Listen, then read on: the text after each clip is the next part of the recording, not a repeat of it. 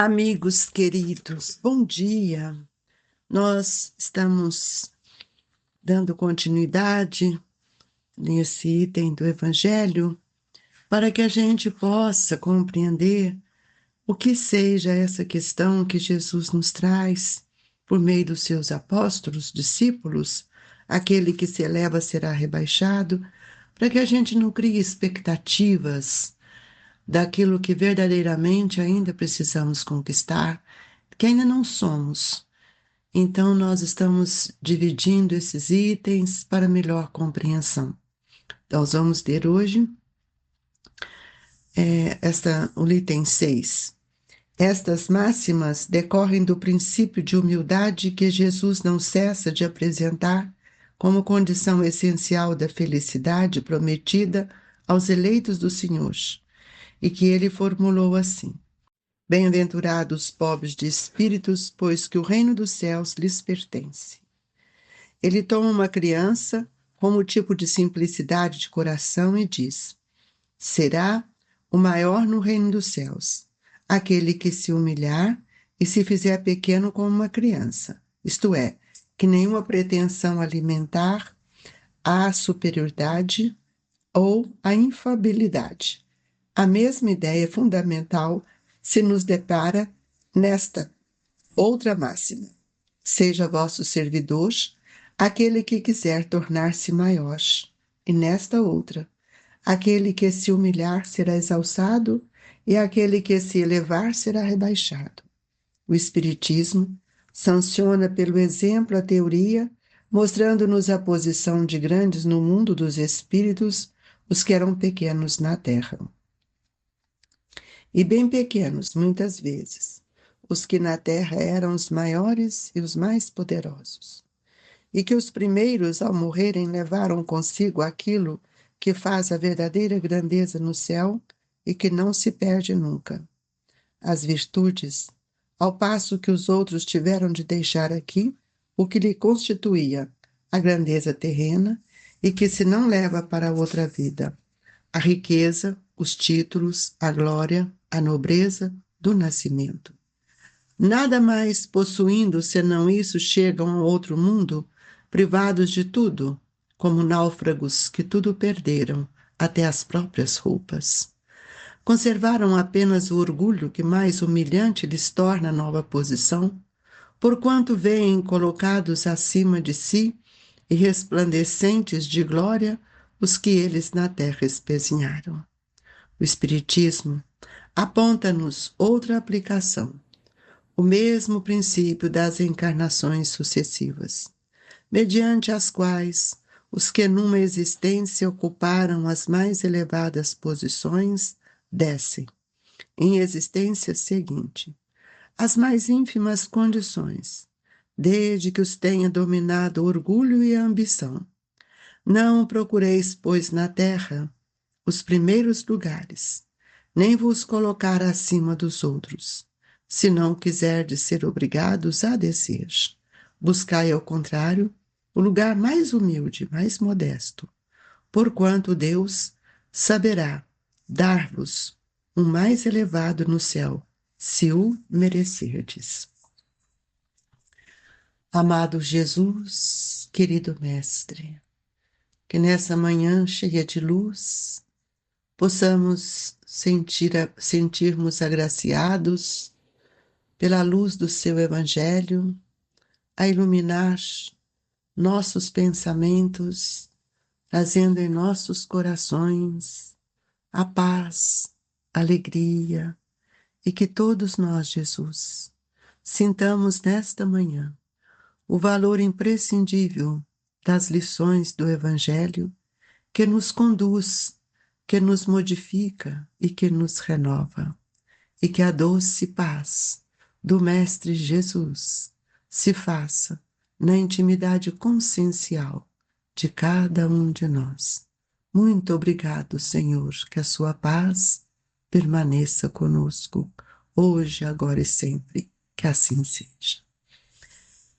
Queridos amigos, fechando esse item do Evangelho, né, que nós estamos aí estudando, que nós estamos refletindo aquele que se eleva será rebaixado, nós precisamos entender que quando nós seremos bem-aventurados, como nos diz o Evangelho, bem-aventurado os aflitos, porque nós precisamos conquistar outro olhar para que possamos sentir a grandeza do olhar de Jesus para todos nós.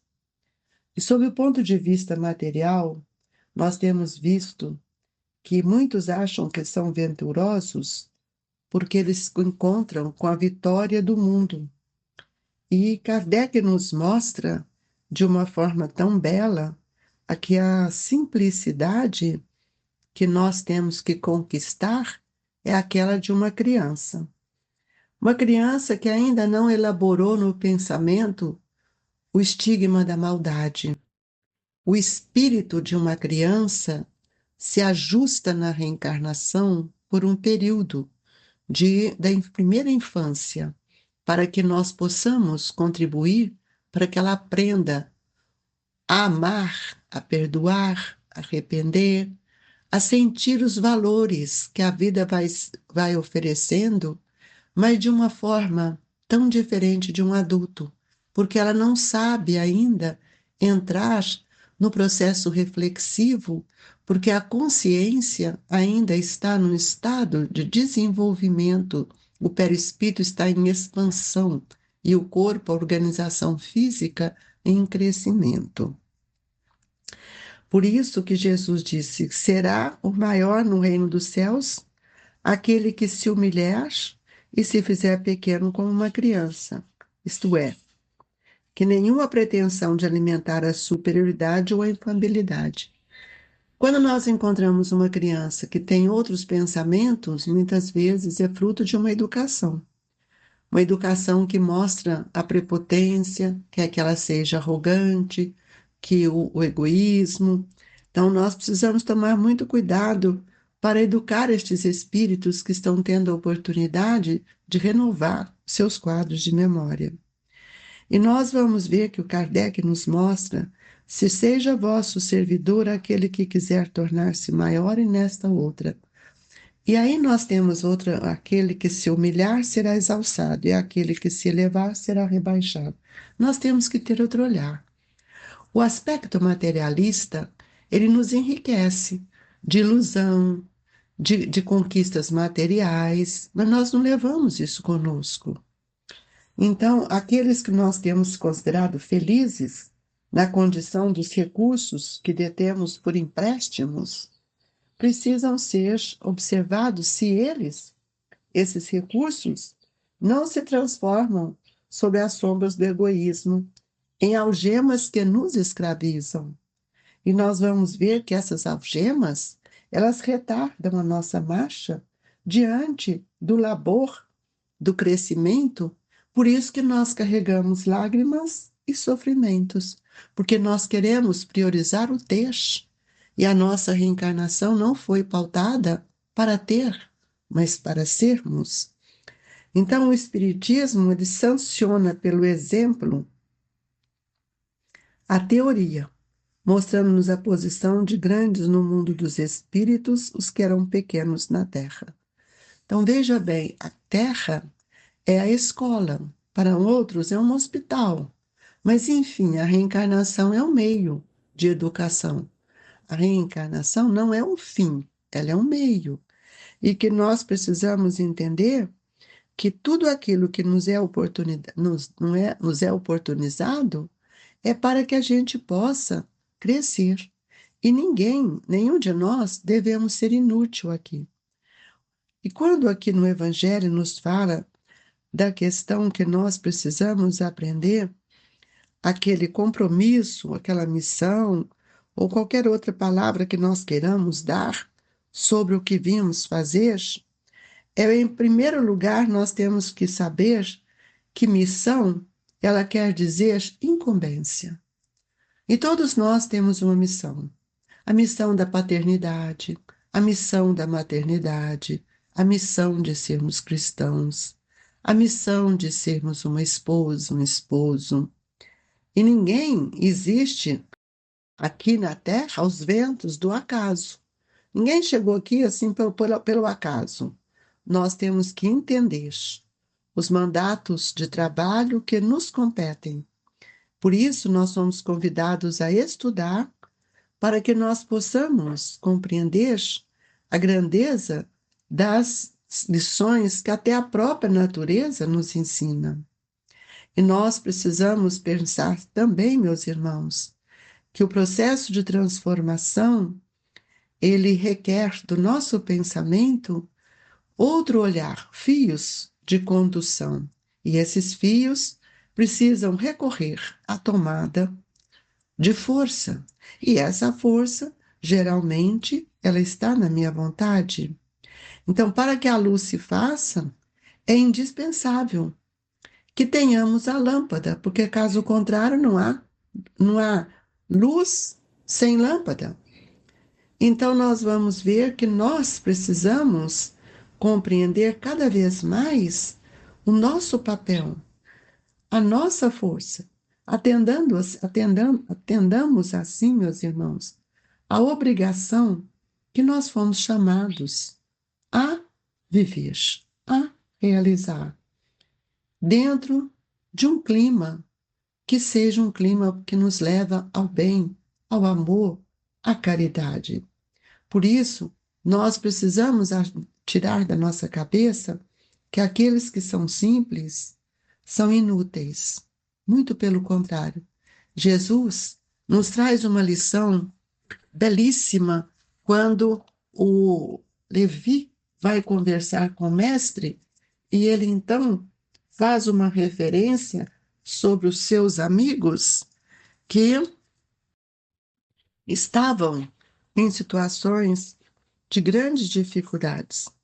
Então, nós vamos ver que Levi, na superioridade, achando que ele era melhor do que os outros, ele então vai dizer que aqueles amigos dele, nós falamos isso outro dia, que aqueles amigos deles não tinham nada para oferecer, porque eles traziam maiores dificuldades em relação ao seu conhecimento, à sua organização física. Então, nós precisamos tirar esse olhar, porque todo o nosso papel é um papel de amor, de redenção.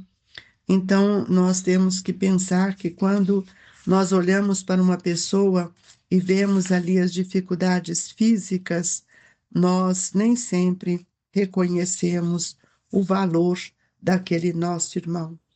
Então, nós não podemos olvidar o bom combate que cada um de nós temos que realizar diante de nossas atitudes, de nossas conquistas, de tudo aquilo que nós precisamos ter.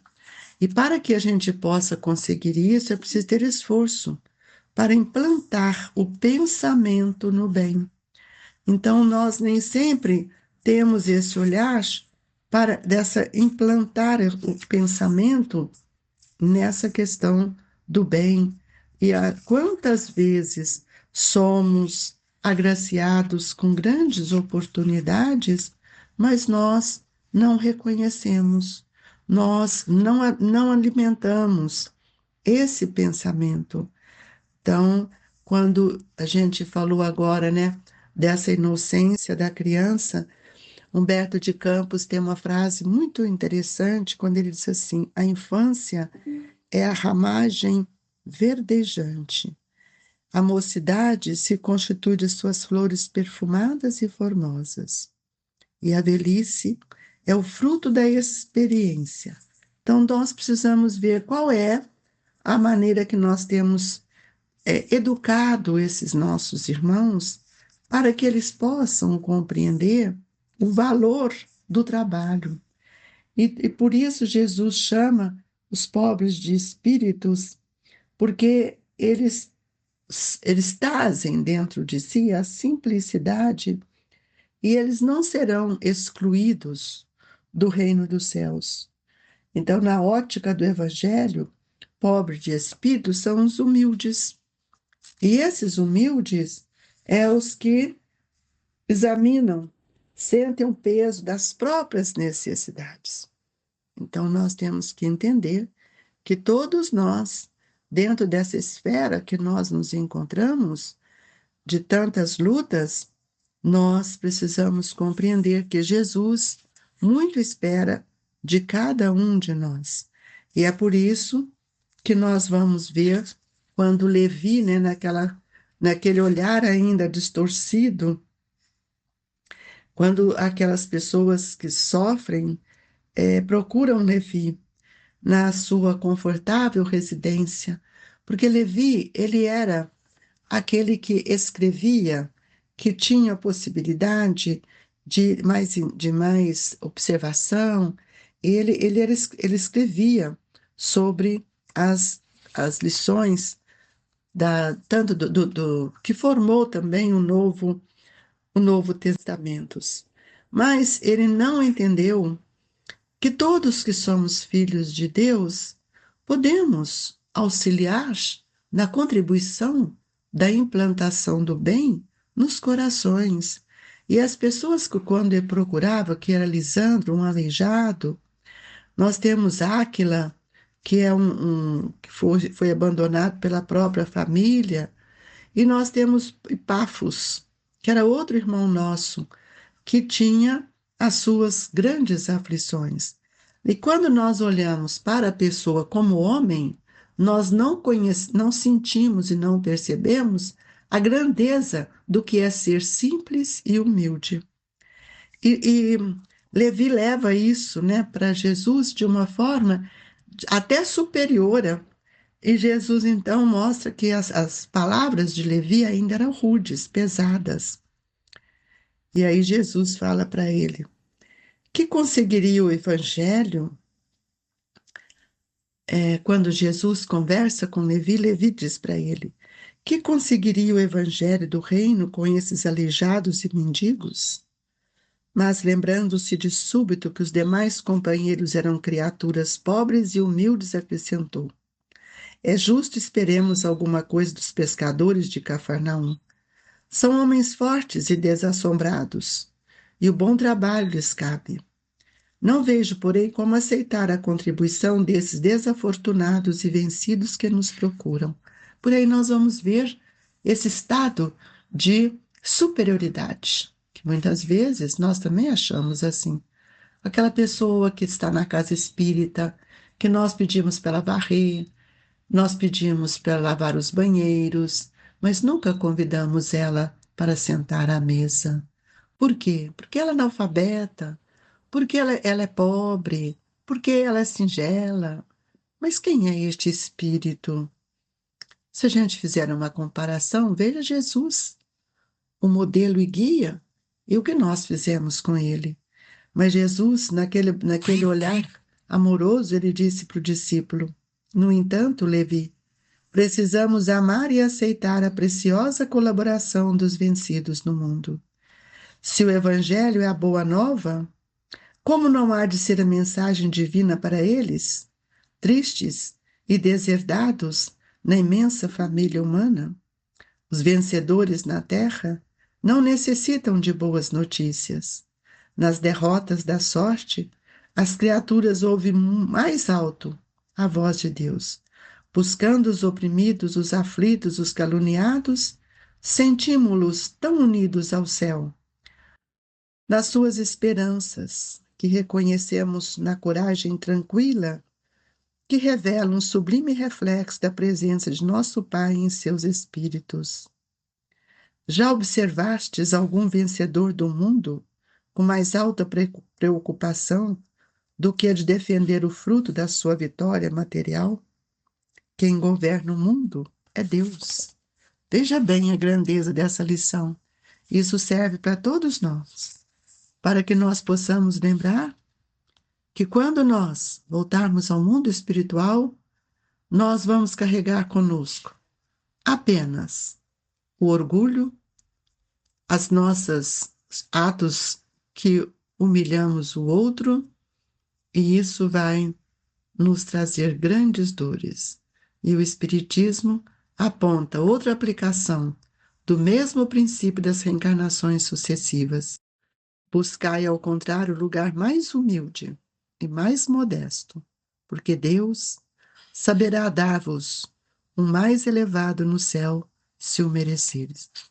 Nós queremos dizer para vocês todos, queridos irmãos, como temos procurado falar para nós, que esse estado de espírito é um estado de alma. Não é ser simplista, mas ser rico de suas virtudes. Que Jesus nos abençoe e que possamos, nesta hora, recebermos o passe, esse alimento divino que a espiritualidade nos oferece. Que Deus, nosso Pai, possa atender às necessidades íntimas de cada um e que saibamos pedir para que possamos receber. Que a nossa água seja fluidificada, transformando em medicamentos para todos nós. E que a doce paz do seu amor, Jesus, estenda aos nossos irmãos que estão ainda passando por tantas dores. Os nossos irmãos do Sul, os nossos irmãos do Oriente, os nossos irmãos que se encontram nos hospitais, nos nossos lares, nas ruas. Que as nossas vibrações alcancem esses corações. Que a paz e a alegria seja constante em nossa vida. Recebam, amigos, o abraço do Grupo Espírita Esperança e Caridade, Colégio Allan Kardec. Fique com Deus.